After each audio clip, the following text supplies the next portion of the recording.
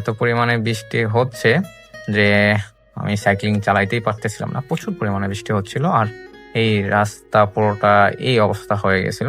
তো পরবর্তীতে আমি একটা ব্রেক দিয়ে হলো জোহরের নামাজটা পড়ে নেই মসজিদে। তো পরবর্তীতে আমি চিন্তা করলাম যে আমার জুতাগুলো রক্ষা করা উচিত, আর নয় তো কালকে রাইড করতে পারবো না। পরে জুতায় পলিথিন পেঁচিয়ে আবারও আমার যাত্রা শুরু করি। তবে এখন হলো যে এই ছোট বাচ্চাটার সাইক্লিংটা ভালো লাগছিল, তবে বাচ্চাটা প্রায় অ্যাক্সিডেন্ট করছিল আমার সাথে। পরবর্তীতে আবারও হলো যে রাস্তার সৌন্দর্যর কথা কি বলবো, বৃষ্টিতে সাইকেল চালাইতে আমার প্রচুর ভালো লাগে। তবে যদি হয় এরকম সুন্দর রাস্তা, উত্তরবঙ্গের রাস্তা বলতেই চমৎকার রাস্তা থাকে।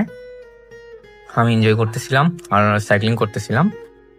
তবে সব থেকে সুন্দর বিষয় হলো এই বৃষ্টি ভেজা রাস্তাগুলো, কি দারুণ দেখতে। আর এই বৃষ্টি ভেজা রাস্তায় সাইকেল আর রাস্তার একটা সম্পর্ক থাকে, যেটা অনেক গুরুত্বপূর্ণ। তো পরবর্তীতে আমি দুপুরের খাবার হলো যে কি বলে পত্নীতলা যাওয়ার আগে এখানে খেয়ে নেই, কারণ আমার প্রচুর ক্ষুধা লাগছিল। এখানে খাবারের মান অনেক ভালো থাকে। কিছুক্ষণের ভিতরে পত্নীতলায় চলে আসি, কিন্তু আমার পত্নীকে আমি খুঁজে পাচ্ছিলাম না। এরপর কি আমি চা আড্ডার জন্য যখন পত্নীতলা ক্রস করে যাচ্ছিলাম, তখন এই দুইজন ভাই আমাকে চা খাওয়ানোর পর তারা আবার ভিডিও ফুটেজে নিয়ে দেয় আমাকে। এটা অনেক সুন্দর রাস্তা, সুন্দর রাস্তায় ভিডিও নিতে ভালো লাগে, তবে ভয়ঙ্কর সুন্দর এটা।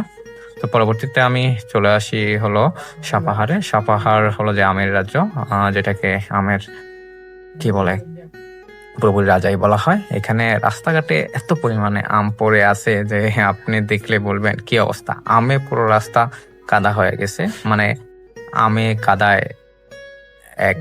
এখানে আজকে আমি সাপাহারে থাকবো, আশা করি সবাই পরবর্তী ভিডিওর জন্য অপেক্ষা করবেন।